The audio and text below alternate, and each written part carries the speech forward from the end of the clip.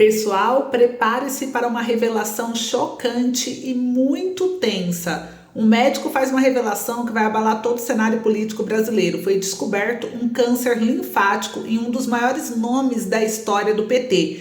E a quimioterapia vai começar de forma imediata. No entanto, a situação é extremamente crítica devido à idade avançada e o Partido dos Trabalhadores enfrenta mais um problema depois do fiasco das eleições municipais, o que coloca ainda mais incertezas sobre o seu futuro.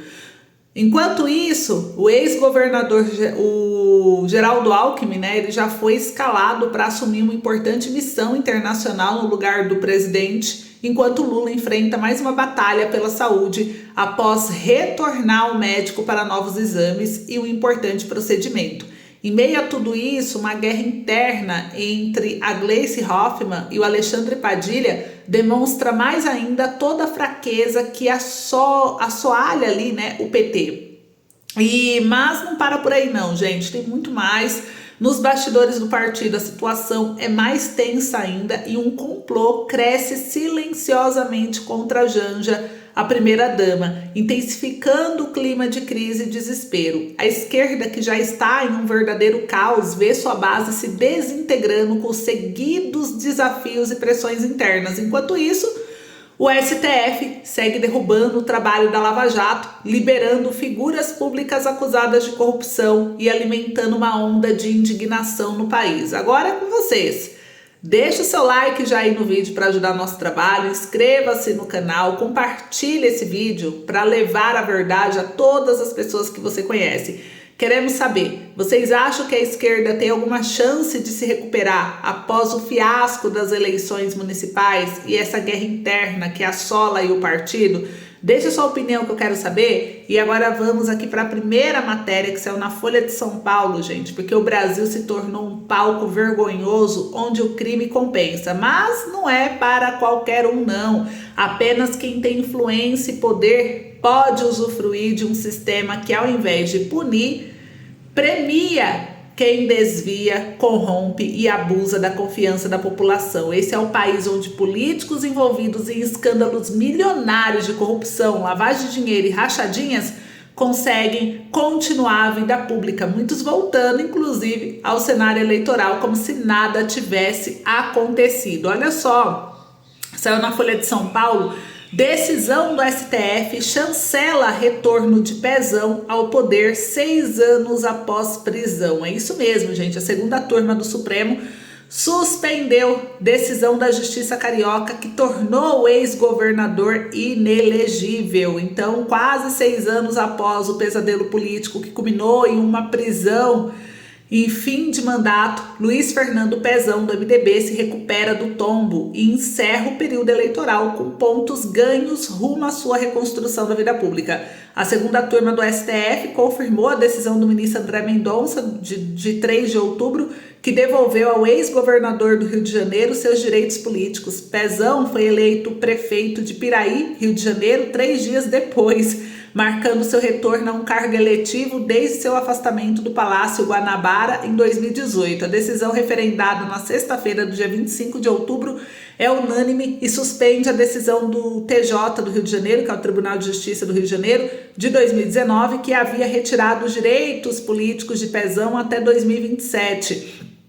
A condenação na Justiça Carioca está relacionada a irregularidades em repasses à Secretaria de Saúde do Estado entre 2014 e 2015 durante sua gestão. Investigações apontaram que Pezão não repassou a verba estabelecida por lei à pasta, o que configura improbidade administrativa.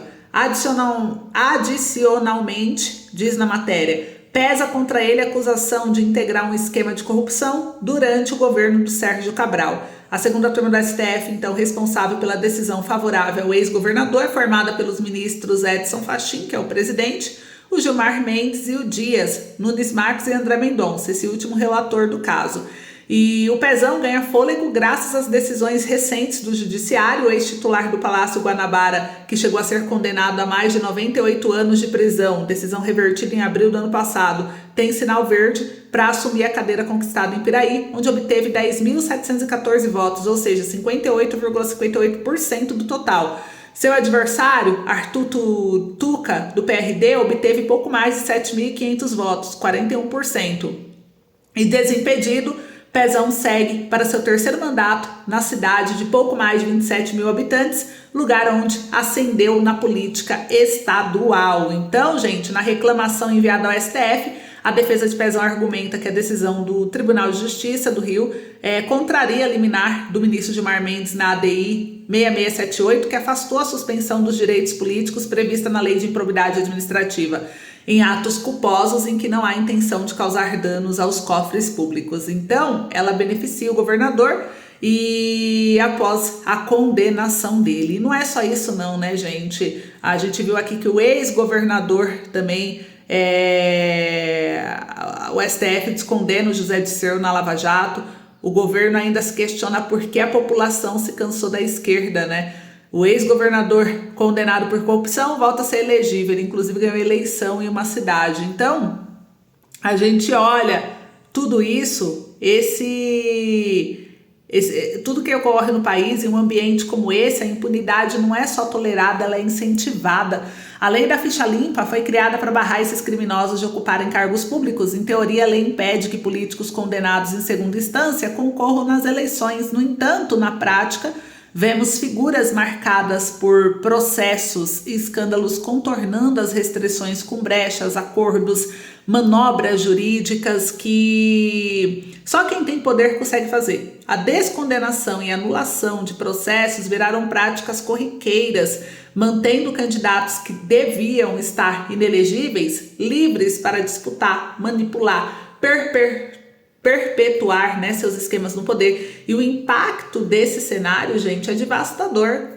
Com criminosos no comando, a corrupção se espalha pelas instituições, desviando recursos que deveriam ir para a saúde, para a educação, para a segurança. A confiança do cidadão na justiça e no sistema político é abalada. Para muitos parece que o Brasil é uma terra sem lei. E enquanto isso, os serviços básicos continuam deteriorados. O cidadão honesto sofre com impostos altos e falta de qualidade de vida, enquanto os corruptos prosperam. O pior de tudo, sabe o que é, na minha opinião?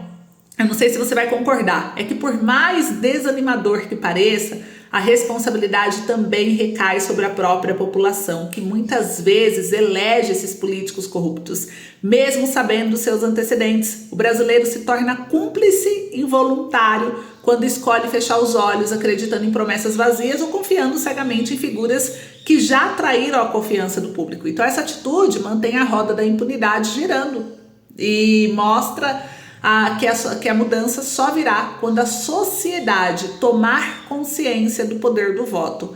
Para acabar com esse ciclo, o brasileiro precisa entender que o voto é uma arma poderosa. É essencial que ele seja mais crítico, que pesquise sobre o passado, inclusive dos candidatos, que não vote por emoção ou por promessas baratas. A lei da ficha limpa, ela é importante, mas não é suficiente. E vendo o judiciário se corromper em questão política, não adianta que o STF foi lá e descondenou. A gente sabe o que aconteceu. Então, se a população não fizer a sua parte, continuaremos sendo governados por aqueles que só pensam em si mesmos e que fazem do Brasil uma terra onde o crime realmente compensa. Agora, uma outra notícia aqui, vou trazer para vocês. Janja se deu mal, hein? Gente, a recente aparição aí de Janja, esposa do presidente Lula, em um vídeo abordando uma acusação de violência doméstica contra Ricardo Nunes, prefeito reeleito aí de São Paulo, gerou polêmica e irritou a cúpula do MDB. Olha só, eu vou trazer aqui para vocês e vamos trazer uma reflexão, saiu no Globo. A participação de Janja em vídeo sobre suposto caso de violência doméstica de Nunes irrita a cúpula do MDB. O episódio foi relatado pela mulher do prefeito em boletim de ocorrência em 2011, mas não gerou inquérito. O prefeito reeleito nega ter cometido agressão. Então aqui mostra que o presidente do MDB, Baleia Rossi, demonstrou descontentamento com o vídeo a integrantes do governo. De acordo com esses auxiliares, Baleia ficou incomodado com o conteúdo e a divulgação na véspera do segundo turno da principal disputa em que o MDB estava envolvido. Nunes foi reeleito com 59,35% dos votos, enquanto Guilherme Boulos, do PSOL, registrou apenas 40,65%. E esses auxiliares de Lula, no entanto, apostam que não haverá reflexos futuros na relação da legenda com o governo. O vídeo é intitulado como uma carta aberta às mulheres de São Paulo e conta com a participação de mulheres que apoiam Boulos. Janja faz uma fala no final do vídeo, sem citar os candidatos. Nesse domingo, nós mulheres temos a oportunidade de votar em quem valoriza nossas vidas e em quem caminha do nosso lado pelo fim da violência contra mulheres. As mulheres fazem uma referência a um episódio de violência doméstica registrado no boletim de ocorrência pela mulher de Nunes em 2011. Artistas, políticas e militantes perguntam: como você se sentiria se terminasse com um homem e ele mandasse mensagens ameaçadoras diariamente? Nunes nega que tenha cometido qualquer agressão e, ao ser informado que Janja havia participado do vídeo, disse que se tratava de baixaria. Aparecem no vídeo em outras mulheres, as chefes de cozinha Bela Gil e Bel Coelho, as deputadas Érica Hilton do PSOL, Sâmia Bonfim e a psicanalista Vera Iaconelli. A cantora Bruna Volpi afirma que as vidas de 6 milhões de mulheres estão em jogo nesse domingo. Regina Nunes, mulher do prefeito, registrou uma queixa por violência doméstica, ameaça e injúria em 2011. O caso foi revelado em 2020 pela Folha e confirmado pelo Globo, e a Secretaria de Segurança afirma que o caso não teve andamento com a instauração de um inquérito policial porque havia necessidade de representação contra o autor, o que a vítima não fez. Então, assim, gente, eu vou trazer para vocês aqui a minha reflexão, não sobre o que o Nunes fez ou não, no caso da mulher dele, mas o caso mencionado remonta a 2011, ele não resultou em inquérito. O que incomoda é que Janja aproveitou a situação para tentar desestabilizar a imagem de um político da oposição. No entanto, sua participação pareceu forçada e desprovida de embasamento, refletindo mais um ataque oportunista do que uma preocupação genuína com as questões sociais. E eu quero refletir aqui com vocês sobre esse assunto, que é o seguinte: desde que assumiu o papel de primeira-dama, Janja tem se esforçado para construir uma imagem pública, mas o carisma e a relevância que se esperam de uma figura nesse cargo não foram conquistados. Recentemente, uma pesquisa mostrou que a maioria dos brasileiros sequer conhece Janja ou seu trabalho, revelando uma desconexão com a população. Enquanto outras primeiras-damas no passado atuaram de forma engajada em projetos sociais que as tornaram figuras queridas, Janja parece estar mais preocupada em fazer ataques aos adversários do governo sem construir um papel de relevância para o país. A postura da Janja tem sido de alguém que pegou o bonde andando, sabe? Sem um histórico próprio, realizações concretas. Então ela surge em cena apenas para defender o governo e atacar a oposição. O uso de temas delicados, como a violência doméstica, em uma disputa política, sem qualquer fundamentação concreta ou novidade no caso, que é mais grave, é uma estratégia que desrespeita não apenas a justiça, mas a seriedade com que temas sensíveis deveriam ser tratados. Em vez de abordar questões de impacto real para os brasileiros, Janja parece ter assumido o papel de fantasma político, surgindo apenas para defender interesses do seu grupo, sem que a população entenda o que ela realmente representa. Então, eu queria saber de vocês, a opinião de vocês em relação a isso. Então a casa caiu para Janja, não deu muito certo essa estratégia dela, não. Agora, olha só, vamos falar do estado de saúde do presidente Lula. Gente, o Lula, sabe que no Globo ele enviou o Alckmin para a COP29 e cancelou a terceira viagem internacional desde o acidente do México. Após a queda no Palácio do Alvorada, o presidente também deixou de ir a compromissos internacionais na Rússia e na Colômbia. Aqui mostra no jornal G1, inclusive isso é uma matéria, que o Lula vai ao médico para retirar pontos na cabeça após o acidente do México. O presidente sofreu a queda no Palácio do Alvorada no dia 19 de outubro, está sob acompanhamento médico desde então. E tudo isso vem preocupando bastante aí aliados, né? Porque existem muitas teorias com base no que aconteceu com o Lula, mas existe também uma preocupação, né? E a Secretaria de Comunicação da Presidência não confirmou onde o presidente foi retirar os pontos, e ele precisou levar 5 pontos. Ele passou por exames de imagem para averiguar se o ferimento representava risco ou sequela. E na última sexta-feira, o presidente repetiu os exames médicos após o acidente, né? Segundo os médicos, apresentou um quadro estável e apto para o trabalho. Apesar do ferimento não ser grave, por precaução, o cardiologista Roberto Calil Filho, que é médico há mais de 30 anos do Lula, orientou o Lula a não fazer viagens de longa duração. Então, O Lula disse que por isso desistiu de fazer a viagem à Rússia, participar da cúpula dos BRICS e não foi votar em São Bernardo do Campo e nem participou da passeata com bolos, né, na véspera da eleição. Então ele cancelou alguns compromissos, continua cancelando e o povo está acompanhando aí o estado de saúde dele. Enquanto isso, tem um problema dentro da ala esquerdista. A Gleice Hoffmann, ela pediu mais respeito à Padilha após críticas do ministro ao PT. Ela disse que devia focar nas articulações. O presidente do partido de Lula citou ofensa da extrema-direita e afirmou que ofendeu o partido fazendo graça e diminuir. Nosso esforço nacional não contribui para alterar essa correlação de forças. Então, a presidente nacional do PT, deputada federal Gleice Hoffmann, confrontou o ministro de Relações Institucionais, Alexandre Padilha, após o integrante da Esplanada declarar nesta segunda-feira que a legenda precisa fazer uma análise aprofundada e debater com os trabalhadores que não se sentem representados. Em postagem nas redes sociais, a petista afirmou que ofendeu o partido fazendo graça e diminuir o esforço nacional não contribui para alterar essa correlação de forças. Abre aspas, Padilha devia focar nas articulações políticas do governo, de sua responsabilidade, que ajudaram a chegar a esses resultados. Mais respeito com o partido que lutou por Lula livre e Lula presidente, quando poucos acreditavam, pontuou Gleice. O ministro deu as declarações após reunião com o presidente Luiz Inácio Lula da Silva no Palácio da Alvorada e ele diz, o PT desde 2016 entrou no fim da tabela do Z4 das eleições municipais. O PT tem um debate a fazer com o segmento dos trabalhadores, sobretudo os que ganham de 2 a 10 salários mínimos, que por algum motivo não se sentem representados, disse o ministro, que usou como comparação a zona de rebaixamento de campeonatos de futebol. Padilha negou que o partido precisa de uma modernização no debate, mas declarou que a sigla precisa pensar melhor os meios de comunicação nas grandes e médias cidades. Ainda segundo o ministro, Lula ligou para Guilherme Boulos após a derrota no domingo para parabenizá-lo pela campanha. Também falou com os outros candidatos aliados vitoriosos, como Evandro Leitão em Fortaleza e Caetano em Camaçari, Bahia. E ele diz que acha que Boulos sai com uma estatura muito importante. Ele enfrentou o tsunami da reeleição que houve nessa eleição e enfrentou a atitude criminosa do estado de São Paulo, algo que nunca havia acontecer na história de São Paulo. Nunca utilizaram dos meios de poder para disseminar uma mentira no dia de eleição com o seu candidato do lado, declarou. O ministro se refere à fala do governador Tarcísio de Freitas de que a facção criminosa teria apoiado a campanha do pessoalista. Lula continuará despachando na residência oficial até ao menos essa quarta-feira, quando fará uma nova avaliação médica. Ele está em recuperação desde semana passada, após sofrer uma queda e precisar levar pontos na cabeça. Então o estado da saúde dele é isso.